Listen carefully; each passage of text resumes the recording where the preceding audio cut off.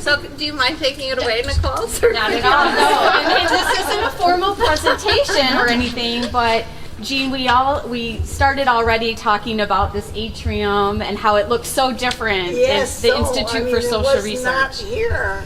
Right. I don't know where the walls were or anything. Yeah, I think you're actually sitting right against the wall. So. That should have been it.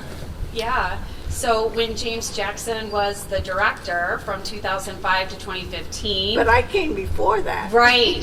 But you remember him from being a very researcher well, here, very but well. he got a big grant to do this big atrium and this whole wing over here with new office space, conference room space, and really expanded ISR and made this a really great facility for large meetings. We have big ISR-wide meetings right in this space, so it's been really wonderful. And then we just happened to have Tony walk through. You remember, Tony? You said James Jackson married a girl from ISR. She's still a researcher here on our studies, and she walked through the lobby, so you got a chance to see her. And then, of course, Arlen Thornton remembered you from working on the Detroit area studies back in the 70s, 80s.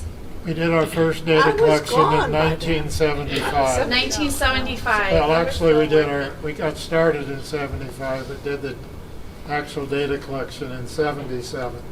When did I retire? In 80. 85, I think your son said.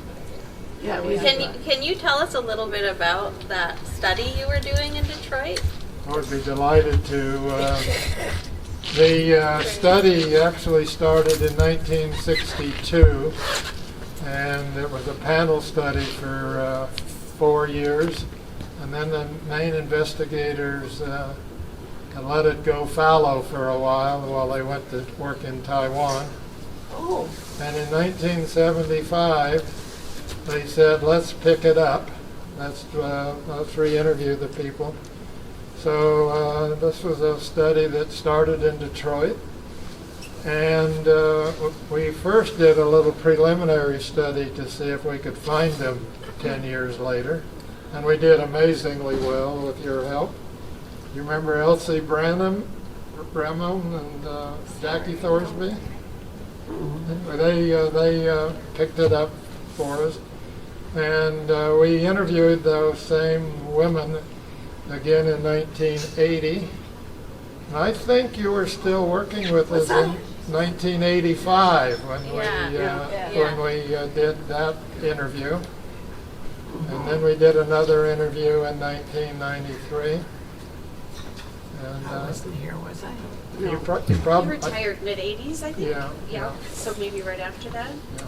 And you also were an interviewer on the American National Election Surveys. Oh, yeah, we had And them so very we've active. got some of the researchers here from that study. I think you were an interviewer in the 70s They were on that study. running around in diapers at that That is true. That is true. Nick, can you say a few words about the study? So Jeanne, I'm Nick Valentino, and I started my work on the American National Election Study in 2008 as a member of the board. That was a few minutes ago. That's not very long ago. But I became the PI in 2021, and so just this last cycle I've been in charge. And Dave Howell is the director of studies. He's actually been on the project longer than me. And Lauren Guggenheim is going to be our new director of studies, because Dave, despite his looks, is at retirement age, so he's going to be retiring.